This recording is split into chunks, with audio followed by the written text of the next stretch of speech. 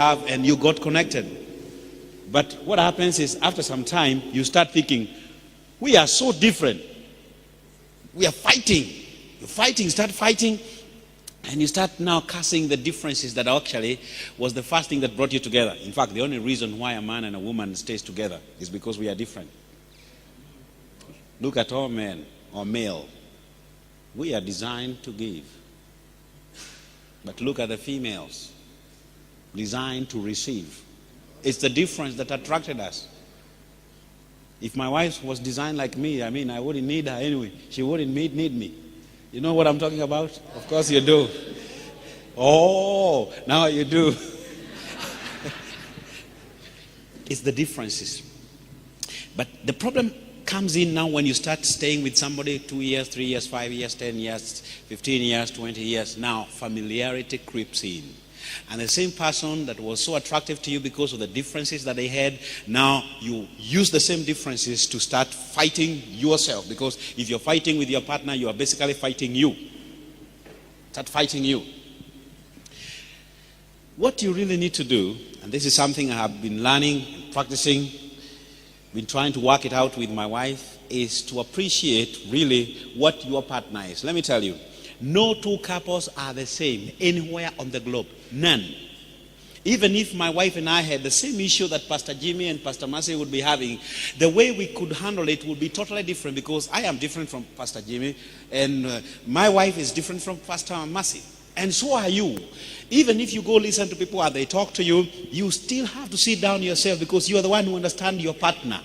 You have to know this person. Who is he or who is she? Now, the Greeks came up with a way of profiling people to help you understand, and I know you have heard about it. Some people are called sanguines, others are called cholerics, phlegmatics, and melancholies. Now, I want to share with you a couple of thoughts that I would like you to try and embrace and see whether it could help you. But it has got nothing to do with a Greek way of profiling people, because it's Greek. The way the Greeks did it, it's a bit academical. I want to give you a layman's perspective about how you will be able to identify what your partner is, what they like, and so that you do not always cross the line. Remember earlier I talked about the 3 psychological needs: the need to feel important, the need to feel appreciated, and the need to feel admired. And I will show you why certain categories of people have got more need for appreciation, admiration, and a feeling of importance more than others. We all come from a certain country, and this country is not Kenya, it's not Uganda or Tanzania or whatever. It's an emotional country, depending on how you are wired emotionally.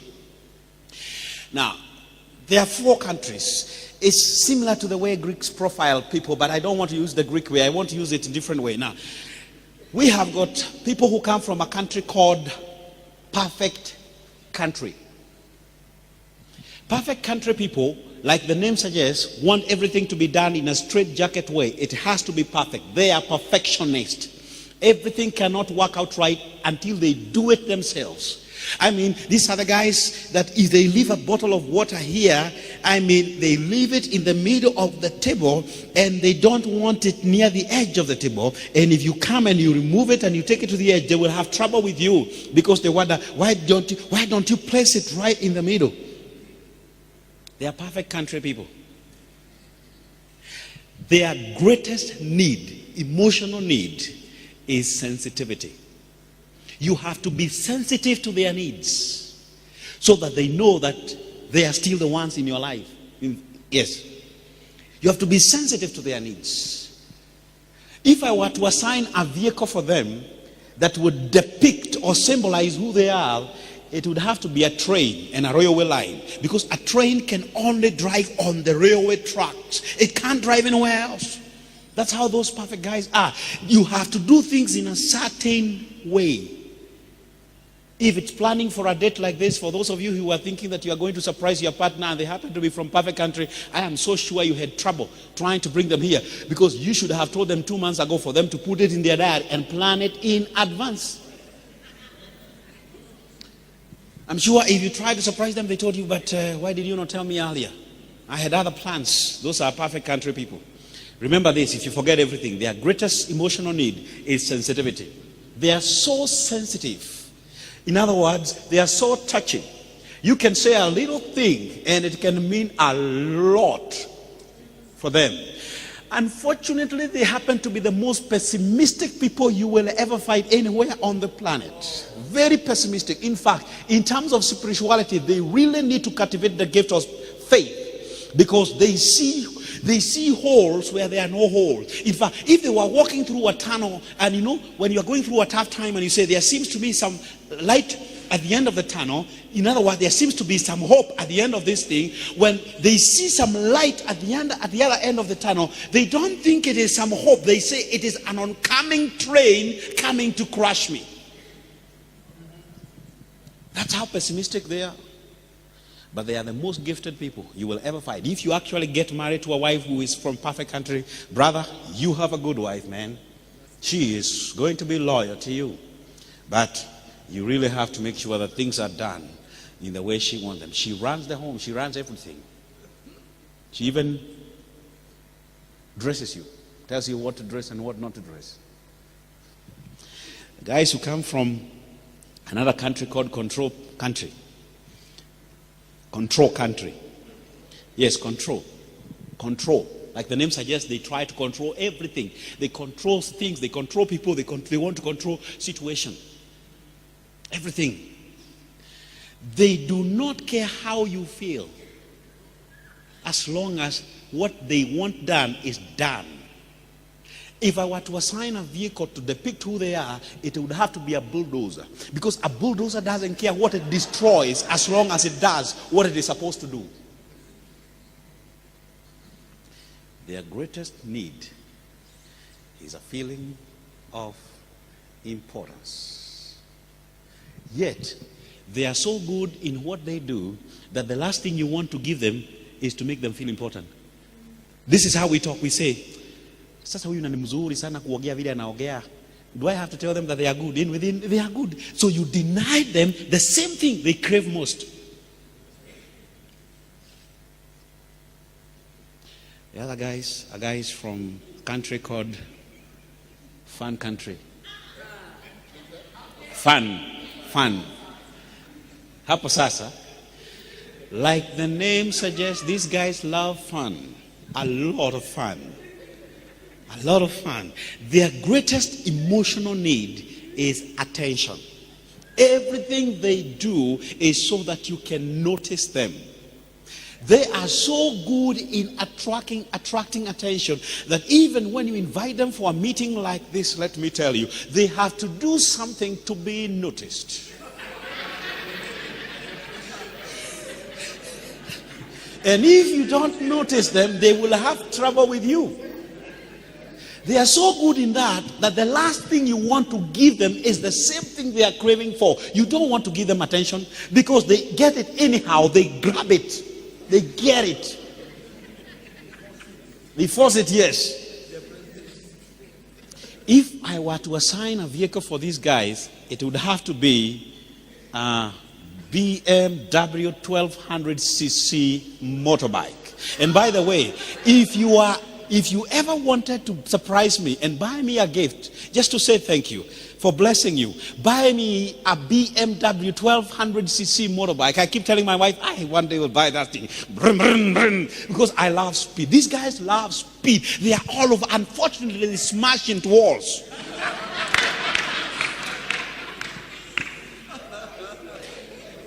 They talk too much. I call it verbal diarrhea. They injure people a lot by what they say, yet they don't mean to harm you. They don't. But the things they will say, Agaria says, umenona aje squeezy, and they don't mean bad, but they say that and someone is offended. But they did not mean anything bad. So guys from Fun Country. Then we have guys from Peace Country. Peace Country. Like the name suggests, they love peace. Their greatest need is the need to be respected.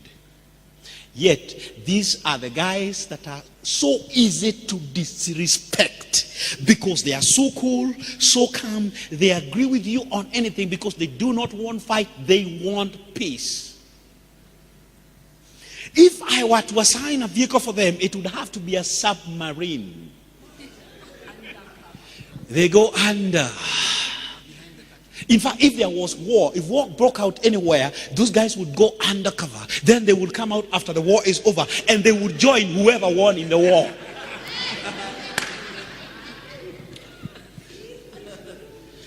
Their greatest emotional need is respect.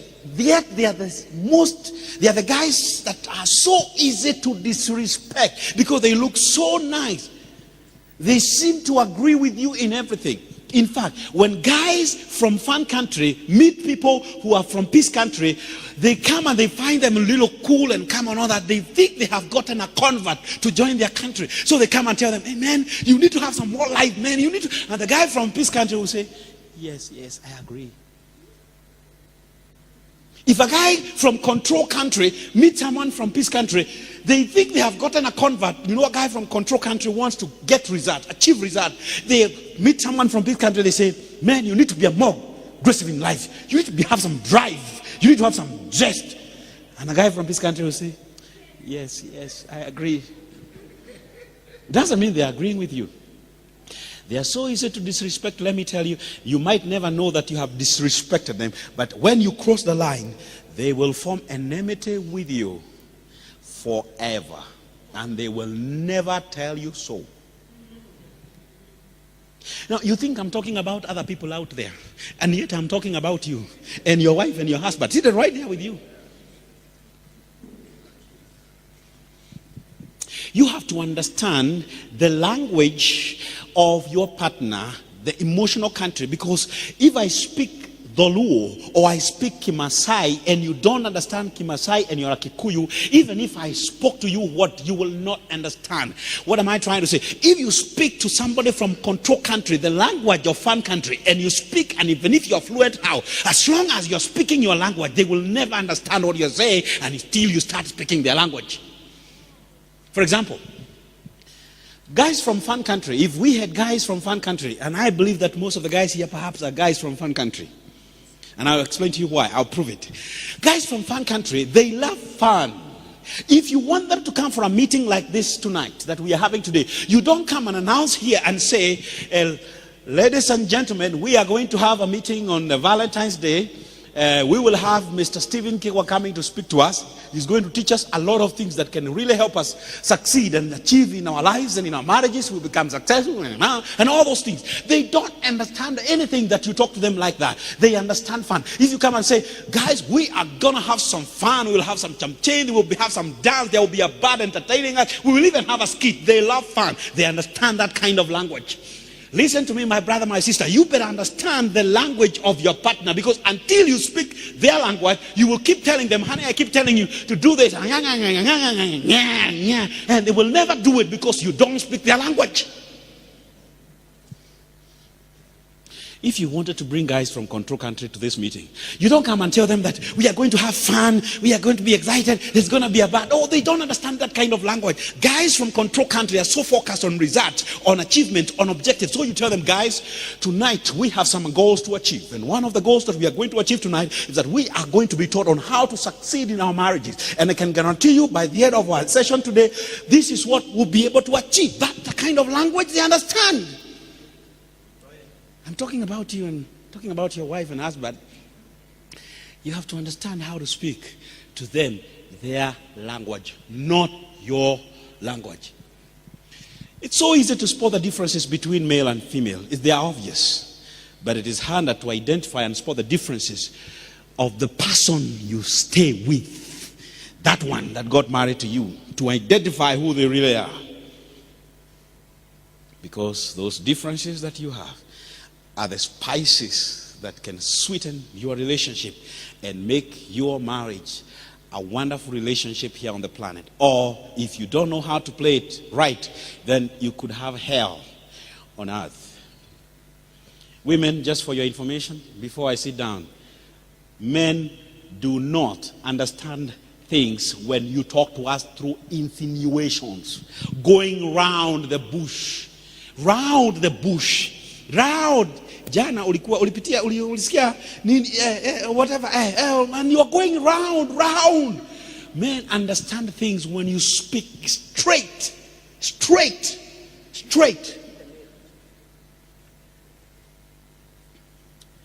Because we are created with straight line. Sometimes I think when God created man, if you look at the shape of a man, it's a box. It's a rectangle. Full stop. It's a box.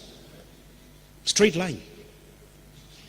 It's not in the Bible, but sometimes I think that after God created man, he looked at what he had created and said, wait a minute, I can do better than this. So this time he took time.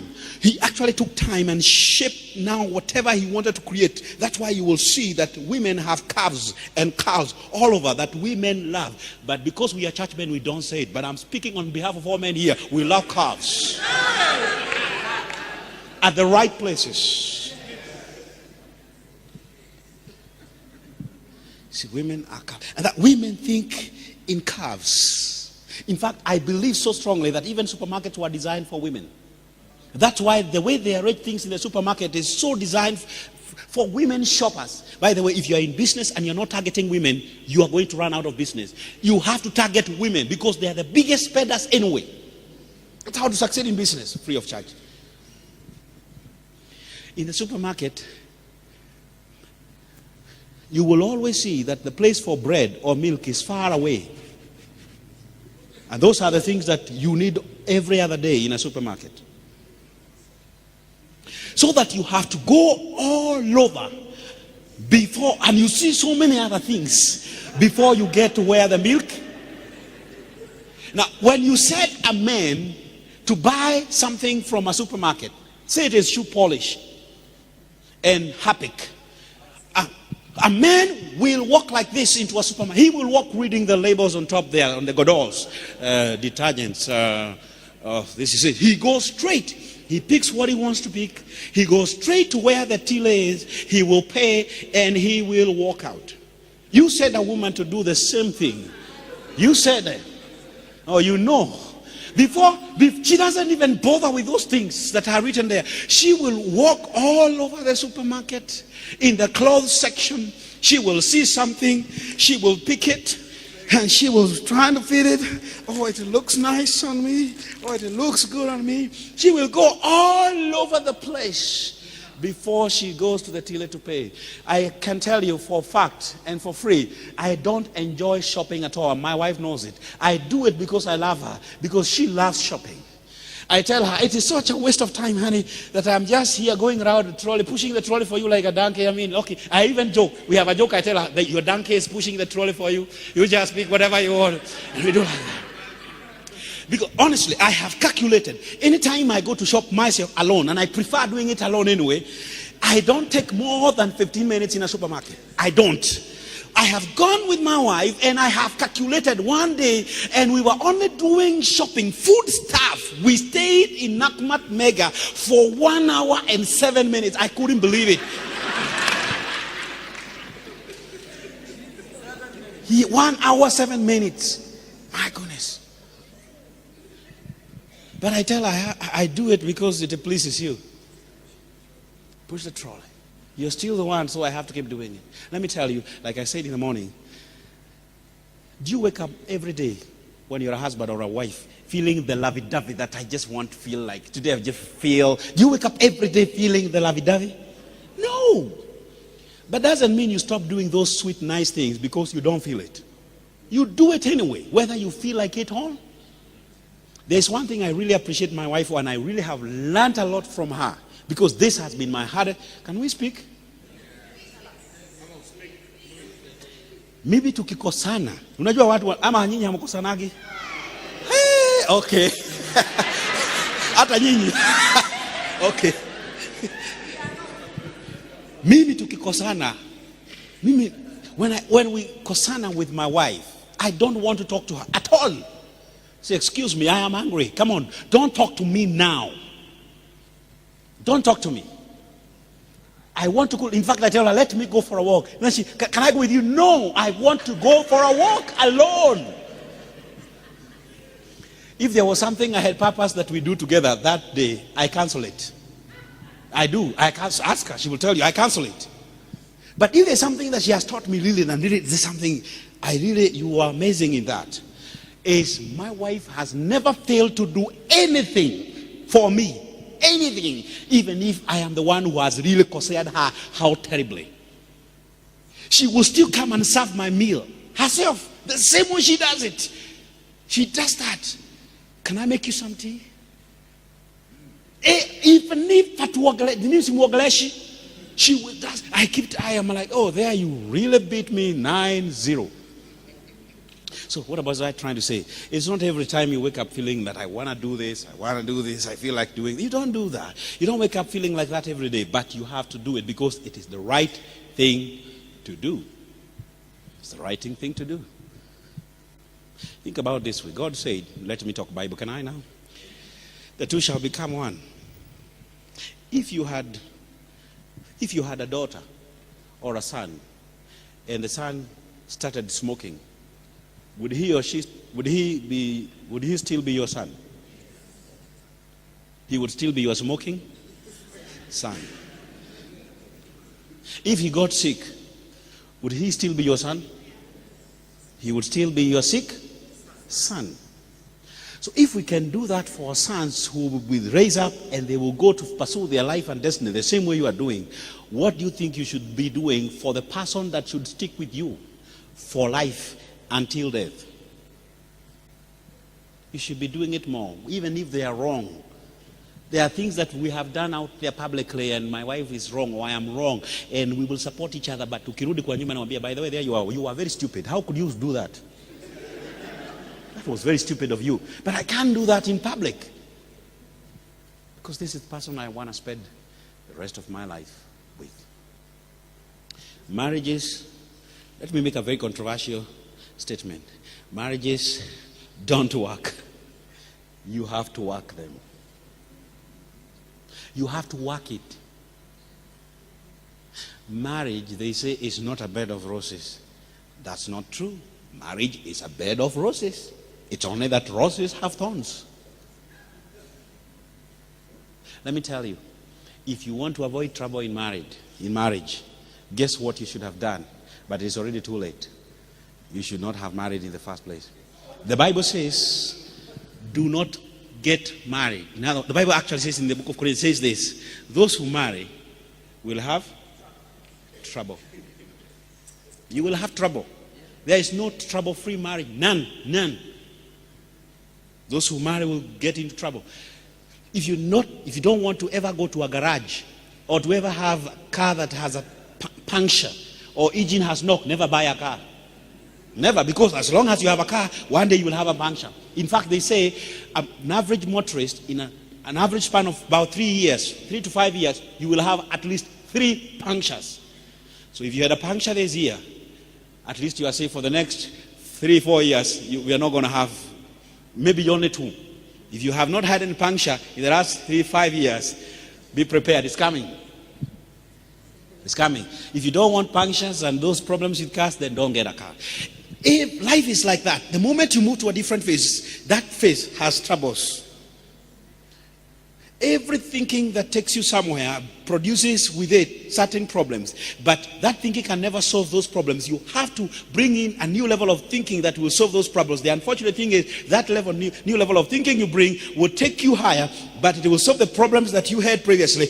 But now it creates new problems. And that is how life is. It's progress. It's growth, it's movement, it's advancement, it's evolvement. Marriage has been designed by God, and it is the only thing that God designed that allows you to evolve and grow as a person. If you really want to know whether you are mature, ask your partner whether you are, because they have the real testimony.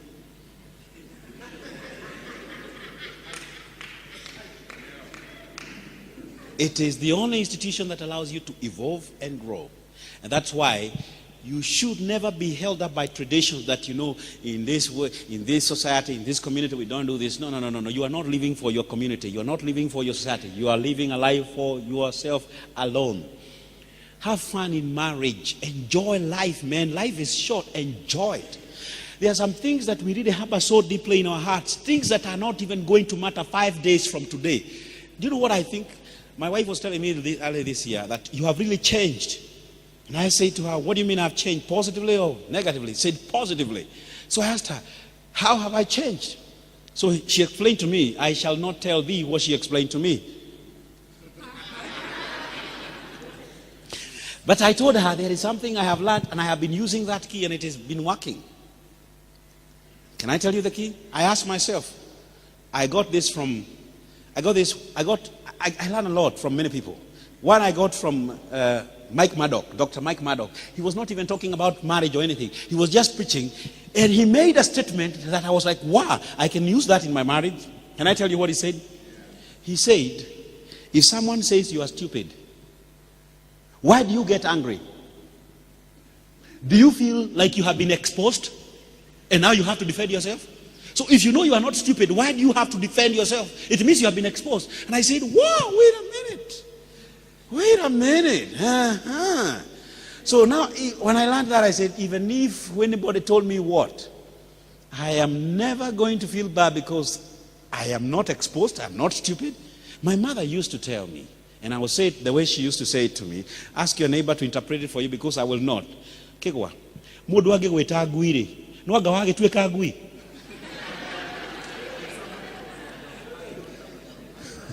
That's what my mother used to tell us. So I say, I don't feel the need to defend myself because I have not been. Second thing I learned, I had someone also talking. By the way, I learned things even by listening to conversations that people are having. So the other one is this.